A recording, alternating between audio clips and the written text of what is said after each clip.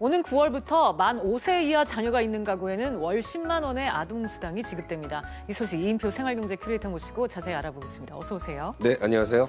먼저 이 만 5세 이하 자녀가 있는 가구라고 말씀을 드렸는데 정확한 이 지급 대상 기준 어떤가요? 네, 두 가지 조건을 충족을 하셔야 되는데요. 첫 번째는 연령이고요. 두 번째는 소득 인증액 기준 안에 들어오셔야 되는데요. 첫 번째 연령은 만 5세 이하. 그러니까 만 6세 생일이 1개월 전까지 지급을 최대 72개월까지 받을 수 있고요. 그러니까 9월분 예를 들어서 이는 9월 초에 처음으로 받게 되는 경우에는 아동수당은 2012년 10월 출생학까지 9월 달에 받으실 수 있습니다.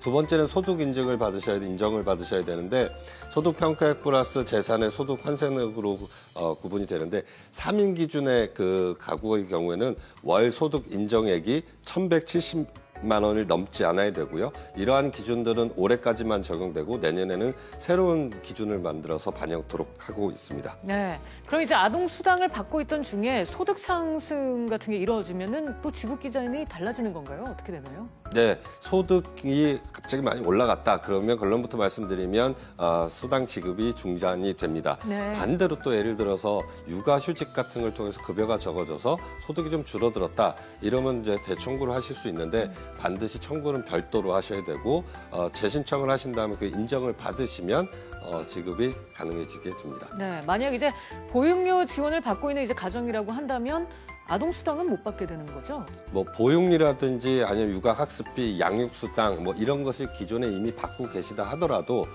이 아동수당은 별도로 또 추가 지급이 되기 때문에요. 받으실 수 있고요. 다만 마찬가지로 별도로 신청을 꼭 하셔야 수급을 받으실 수 있습니다. 네. 또 하나 궁금한 게 이제 조부모, 부모, 네. 이제 자녀가 같이 사는 가구도 있잖아요. 이런 경우에는 이제 가구 선정 기준이 달라지는 거겠죠? 네, 가구 산정 기준에는 아동수당 같은 경우에는 조부모는 해당이 되지 않습니다. 네. 그래서 예를 들어서 할아버지, 그다음에 부모님, 그다음에 아이 이렇게 같이 살고 있다 그러면 할아버지는 제외한 부모님과 아이 그래서 3인 가족 기준으로 산정을 하게 되고요. 그럼 월 1,170만 원이 적용이 됩니다. 반대로 또 한부모 가구 같은 경우에는 부모를 2명으로 가정을 해서 아이가 1명 있다 하더라도 3인 가족 기준으로 산정하게 됩니다. 그렇군요. 그렇다면 이제 해외에 있는 아동의 경우는 어떻게 되나요? 이게 아동수당을 받을 수는 있습니까? 네, 해외 아동이 체류할 경우에는 90일을 기준으로 산정을 하게 되는데요. 90일이 되는 다음 달부터 귀국한 날까지는 아동수당 지급이 중지가 됩니다. 그래서 5월 15일, 예를 들어서 5월 15일에 국외에 있는 아동 같은 경우는 오는 9월분에 아동수당은 지급이 정지가 되고요. 아동이 귀국을 했을 경우에는 귀국한 다음 날부터 아동수당을 지급하게 되는데 이 90일의 체류기간의 기준은 출국한 날로부터 산정하게끔 되어 있습니다. 네, 끝으로 이제 어떻게 신청하고 또 언제부터 받을 수 있는 건지 말씀 부탁드릴게요. 네, 신청할 수 있는 사람은요, 아동보호자나 아동보호자의 대리인이 신청하실 수 있고요. 주민등록증상의 등록 거주지에 해당되는 읍면동 주민센터나 아니면 복지로 웹사이트나 어플리케이션에서 신청을 하실 수 있고요. 세부적인 그 신청 방법이나 시기는 복지부에서 따로 추후에 고지할 예정인데요.